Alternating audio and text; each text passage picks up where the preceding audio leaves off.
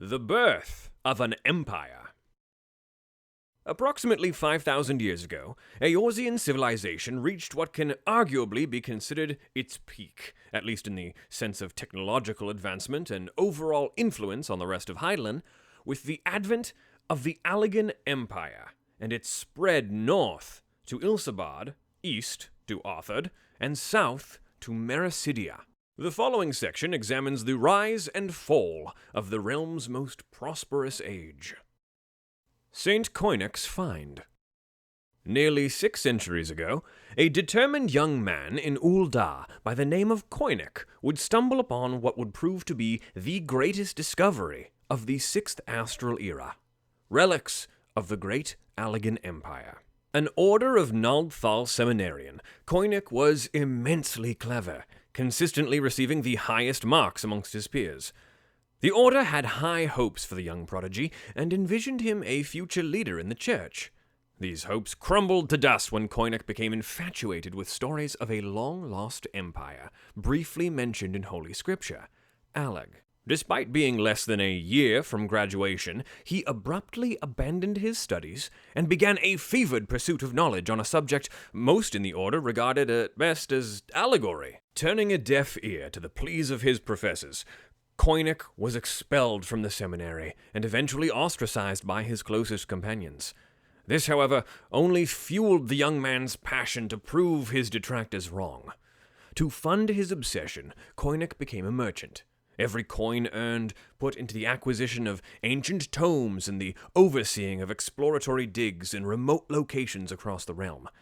It was not until the year before he passed away, over 5 decades after his search began, that COINACH finally found what he was looking for, in a sparsely populated corner of Mordona. Once a laughingstock in academic circles, COINACH was now a hero.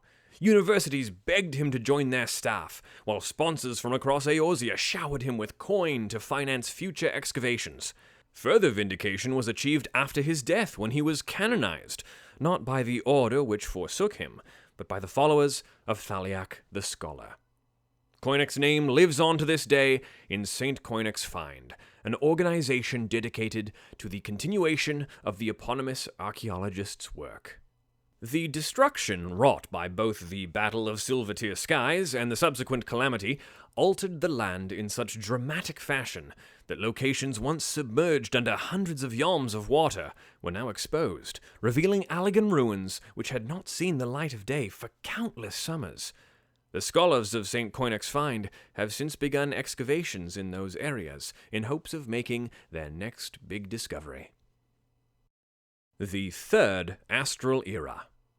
The Rise of an Empire. The communities which emerged in the aftermath of the Calamity of Fire, while fearful of the gods, were wary to once again make them the centerpieces of their society.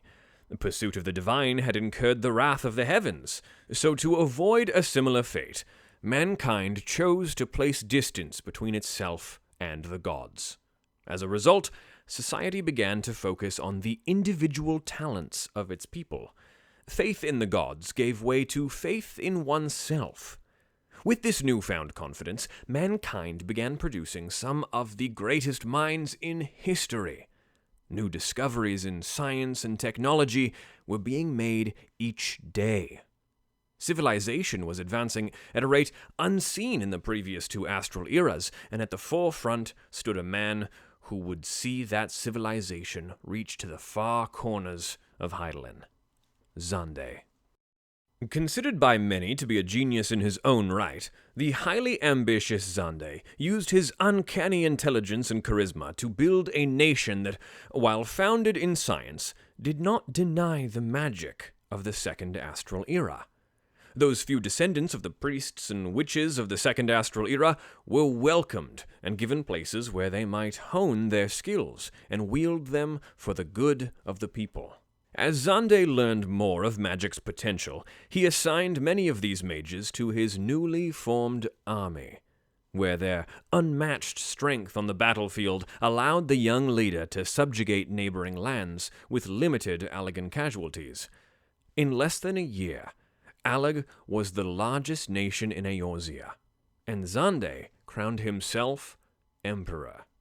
Upon his death, Emperor Xande was interred in a tomb built within a crystalline cavern located in Mordona, reasoning behind this being that it was thought the concentrated levels of pure ethereal energy might repair the corrupted flesh and restore Xande's soul to his new body. The actual consequences were quite different. The origins of aetherochemistry. It goes without saying that the Allagan Empire would never have survived, let alone expanded and thrived, had it not been for the might of Xande's hand-picked mage cadres. Their most important contribution to the Empire, however, was not solely spellweaving, but the incorporation of their magics into existing scientific principles. Siege engines, enhanced with magics, launched projectiles farther and with more precision. Ensorcelled treadwheel cranes lifted blocks 10 times their maximum load with a fraction of the manpower. Once the secrets of ether had been unlocked, they were applied not only to war, but to everyday societal needs, from construction to medicine, transportation to communication. The field came to be known as aetherochemistry, and upon its back would the Allagans ride into a golden age of prosperity. Massive metal frames unearthed at the find in Mordona suggest that the Allagans employed airships not unlike those in use today. A golden age. Xande knew he would not live forever, but he was not about to let his life's work come to naught upon his passing. So he carefully groomed his offspring to carry on his legacy. As a result, in the years subsequent to the first emperor's death, the direct descendants of Xande fostered the growth of the empire by dispatching its armies to the far corners of Ilsabad and Othard. While there was resistance, the empire made short work of all who stood before it, and in time there was not a city in the 3 great continents where the imperial standard did not hang. With no more enemies to fight, peace prevailed, and the people thrived. The focus of the empire now shifted from expanding its borders to bettering the lives of those who lived within them. One such undertaking involved the construction of a massive array of spires at Silvertear Falls, designed to gather the very rays of the sun and deliver that energy to the homes and manufactories of the empire. With the completion of Circus Tower, or the Crystal Tower as it would come to be called in the scripture of later eras, the Allagans began their reliance on myriad machina to ease their daily burden, and allow them to concentrate on bettering their minds and their souls. For 3 centuries, not a war was waged on the 3 great continents, and the bloodshed which had spawned the empire became but a blemish on a forgotten age. The miracle of aetherochemistry had given the Allagans everything they wanted and more. Yet, a man who believes he has everything will not strive to create anew. Lacking the drive that once made it great, society slowly fell into disarray. The people had grown complacent, abandoning learning and drowning themselves in leisure, relegating any and all work to machina. Birth rates plummeted, while suicide became increasingly common. Leaders grew corrupt and complacent, leading to isolated uprisings in the worst of cases. In the years preceding the 7th Umbral era and the re-emergence of the Crystal Tower, scholars had very little to draw upon regarding the sun-collecting spire's appearance.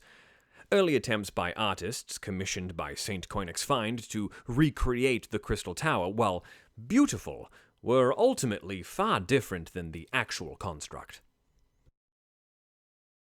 AMON'S scheme. The Empire was becoming crushed under its own weight, inching ever closer to destruction while its people sat glassy-eyed in their homes, dangerously dependent on the luxuries science afforded them. There was one man, however, who was not about to stand idly by as oblivion crept ever closer. A talented technologist by the name of AMON. Amon believed that what the Allagans needed to save them was not another invention or technological breakthrough, but a strong leader. A leader who could ignite the fires in the hearts of men and wake society from its apathy-induced stupor. A leader the likes of Emperor Xande I. Instead, however, of waiting until another individual with the qualities of Xande appeared, Amon believed better success would be had with a more direct approach, resurrecting Xande himself. Techniques to temporarily restore life to mortified flesh by growing it anew had already been discovered by Allagan scientists. Amon believed, however, a temporary return would not be enough to ensure a rise from the ashes of the once almighty Allagan Empire. What were needed were the secrets to eternal life. And so Amon began a series of experiments, combining chimerobiology and cloning in a last desperate effort to achieve immortality. In the early stages of these experiments, he used brigands and revolutionaries to test his newly developed techniques. Once his methods had been refined, he moved next to the Emperor's bloodline, and finally to his own self. The results were promising, prompting Amon to move to the second stage of his plan, the unearthing of Xande's tomb and the resurrection of the Emperor.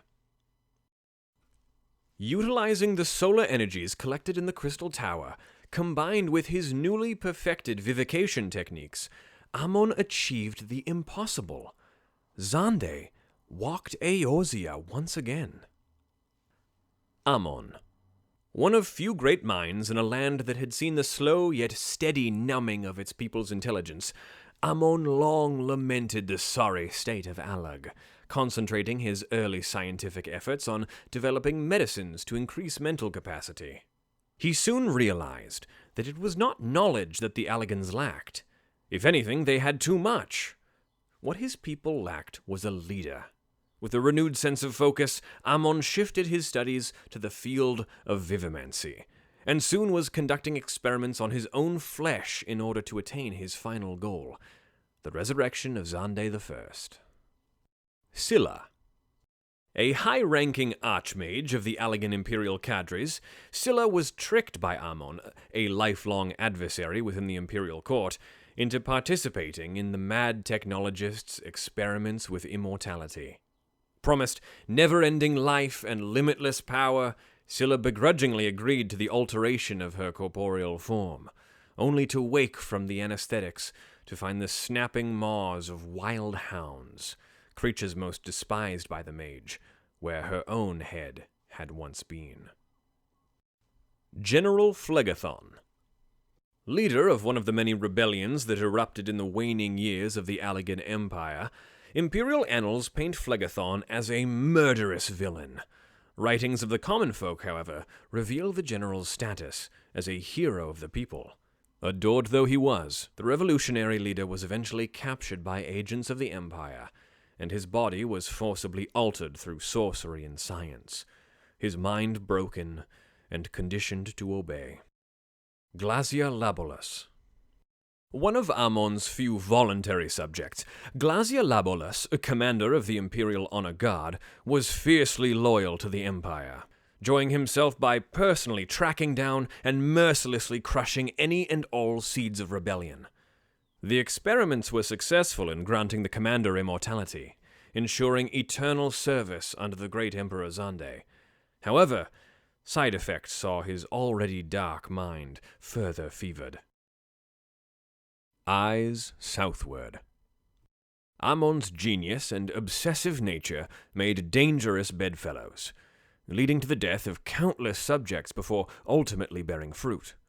Not only was Xande resurrected from his millennium-long slumber, but had achieved both immortality and an otherworldly vigor in the process. Over the next few days, the Emperor was briefed by Amon of the myriad changes the realm had seen in the 1,000 years since his death, the advancement of civilization, the extent of the Empire's reach, and the state of her people.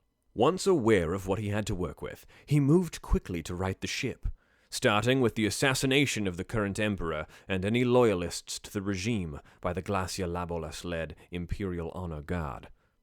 With the throne reclaimed and potential challenges to Xande's authority conveniently disappeared, the new emperor wasted little time restoring the heretofore impotent imperial army to its former size and strength, and ordering it on its first mission, the full-force invasion and occupation of the southern continent, MERACYDIA. Just as Amon had predicted, Xande's return had revitalized the empire, igniting a fire in the hearts of the complacent and providing them with purpose. The army's ranks swelled with new recruits. Manufactories began hiring manual laborers to meet increased demand for weaponry, and scholarly circles were abuzz with new discoveries and inventions. The Allegan Empire would be great once again, and the road to greatness led south. The MERACYDIANS, however, were not about to give up their homes without a fight.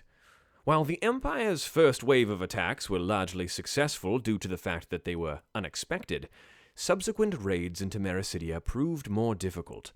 The native peoples of the southern continent banded together under the leadership of the dragons, who also claimed dominion in MERACYDIA.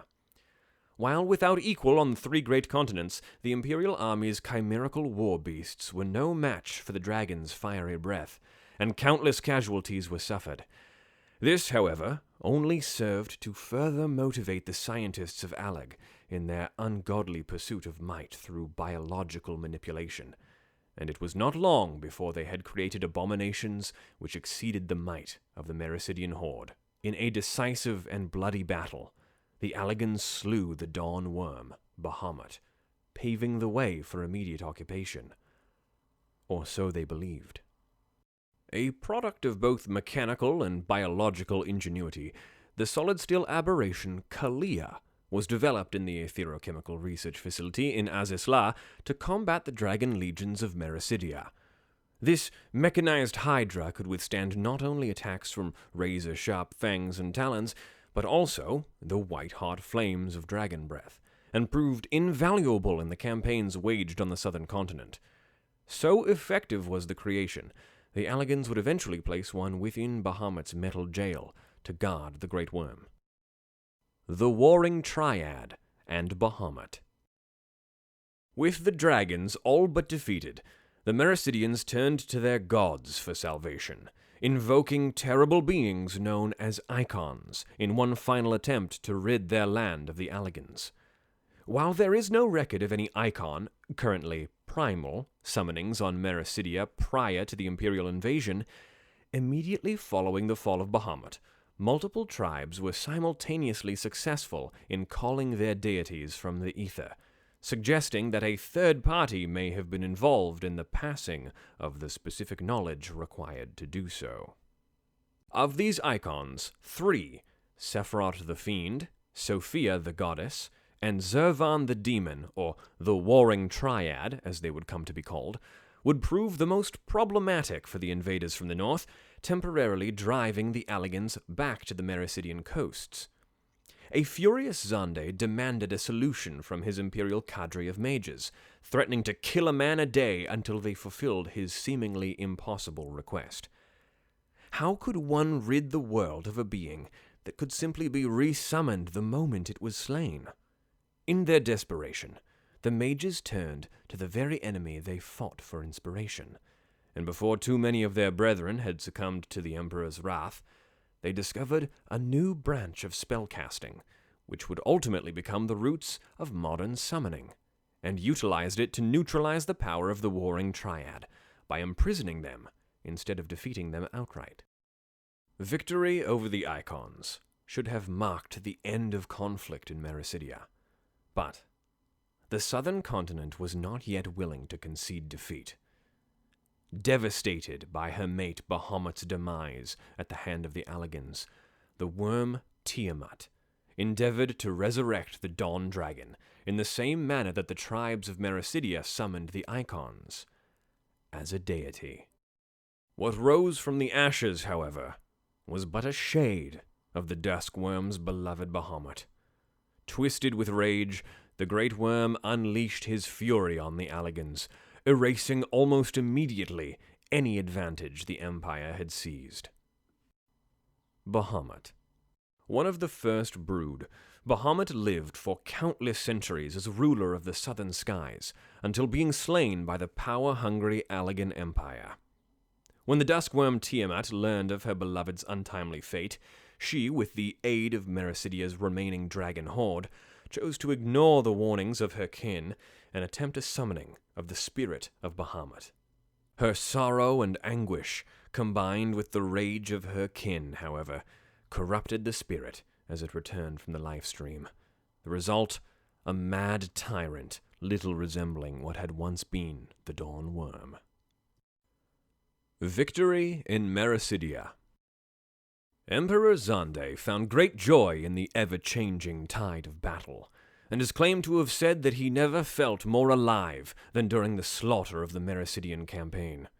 He also believed that a man was only as strong as those he slew, and therefore would welcome the onslaught of his enemies with open arms, using them as opportunities to gain even more power. The war with MERACYDIA fueled the advancement of Allagan technology and deepened the Empire's knowledge of arcane magics. Not only could a dragon or an icon now be captured, but it could be tamed, controlled.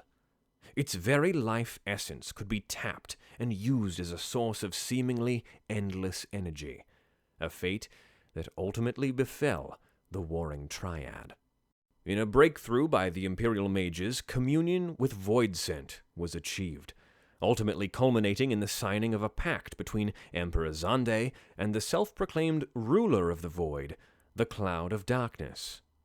In exchange for an unlimited supply of vessels which would house the minions of the Void, allowing them to remain in the corporeal realm, the Emperor merely demanded that the Voidsent fight for him on the shores of MERACYDIA.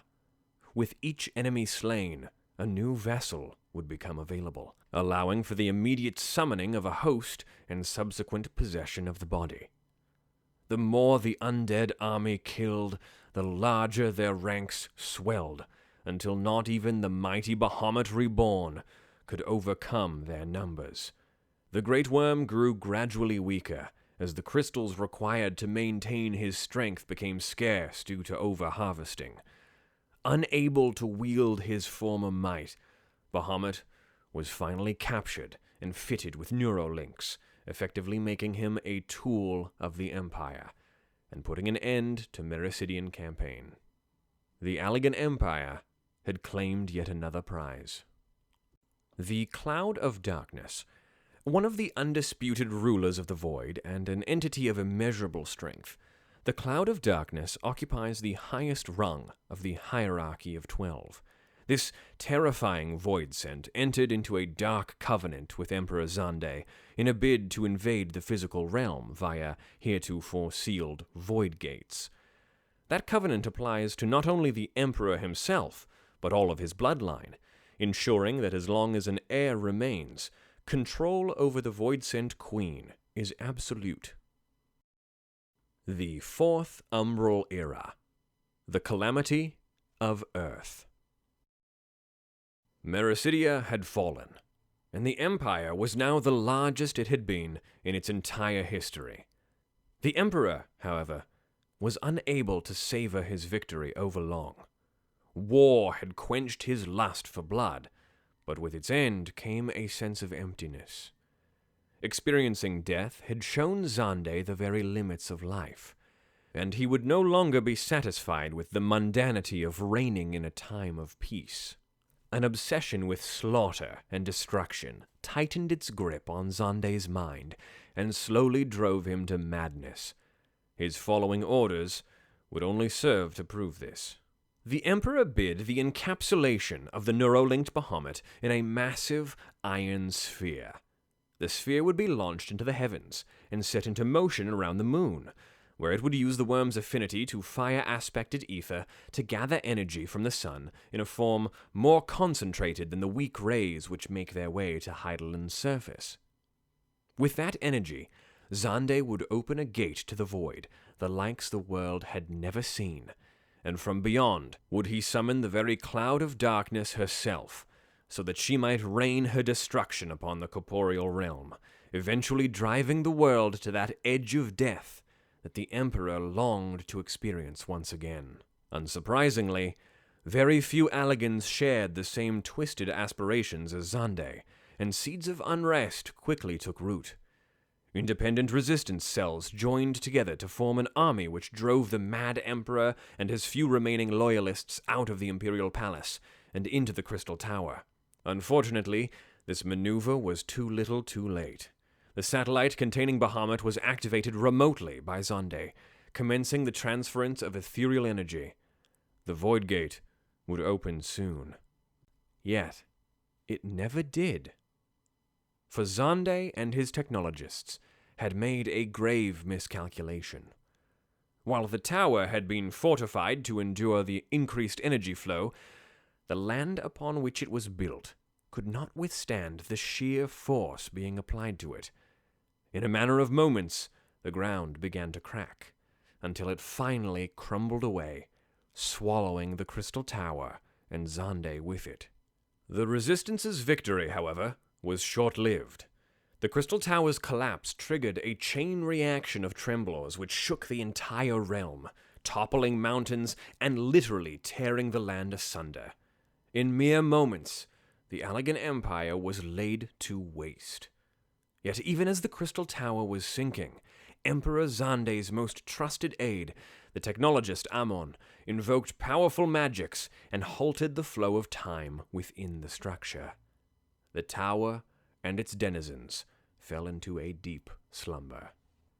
Many of the Allagan Empire's most dangerous experiments, including the creation of chimerical bioweaponry and the core components used in the Bahamut satellite, were conducted under a veil of secrecy at the maximum security floating research complex known as ASTRAL. Princess Salina's legacy.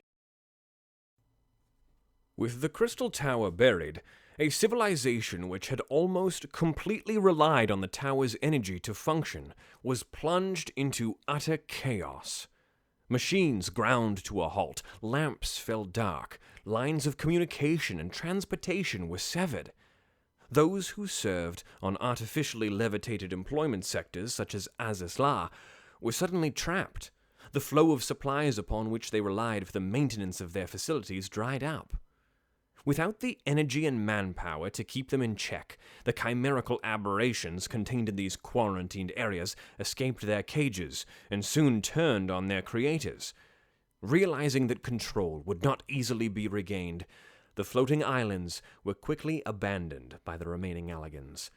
They would remain uninhabited by all but the chimeras for 5 millennia, until their rediscovery at the dawn of the 7th Astral Era. Though the worldwide calamity had claimed the lives of the majority of the Empire's population, including those of the royal bloodline, there was one descended from Xande I who survived the quakes: the young Princess Salina. Sharp-witted for her age, the princess was quick to realize the true implications of the fall of the Circus Tower, and the fact that it had not truly been destroyed, only buried. While the spire served to trap the horrors within, it also served to preserve them. Lacking the means to destroy the tower, she instead chose to utilize the power that had been granted her via her ancestors' most unholy pact. For as long as the blood of the Xande line remained intact, there would ever be a force which could keep the cloud of darkness under control. Utilizing the remnants of Allagan biotechnology, Princess Salina transferred her bloodline and the power it held to a trusted ally, with hopes that it would endure until it was again required. Proof of this power became known as the Allagan Eye, and can still be seen today in many of those with ancestral ties to the Makote Seeker of the Sun, G-Tribe. Ironically, it was another calamitous event that saw the re-emergence of the Crystal Tower from its 5,000-year slumber. As for the horrors that lurked within, it was as Princess Salina had feared. Xande, Amon, and the Cloud of Darkness had not perished in their time buried beneath Hydaelyn. Fortunately, nor had the Imperial bloodline. And through the efforts of the G-Tribe and a brave band of heroes, the threat of domination at the hands of evil was once again thwarted. UNEI and DOGA. Seeking to raise Xande from the dead, the technologist Amon looked to the first emperor's descendants. His subjects were UNEI and DOGA, two members of the royal bloodline. Using techniques perfected in his dark laboratoriums, Amon created dozens of copies of each. He called them clones, echoes of the original made flesh, yet lacking a soul. Thus, these experiments were put to use as weapons when Amon could glean no more from them.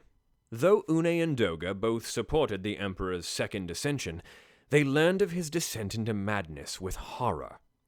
They gave unto two clones their spirits, a measure for if they themselves failed to thwart the emperor. The clones are said to have been imbued with an unbending purpose, to end Xande's unholy covenant. Before the original UNEI and DOGA could prevail, the Crystal Tower entered its eon-long slumber. When it awoke after the calamity, so did the two clones within. Fortuitously, they then came upon a group of scholars calling themselves Noah. After many trials and tribulations, it was this fellowship that saw an end to the first emperor and the fruit of his terrible ambitions. Next chapter. The Forgotten Age.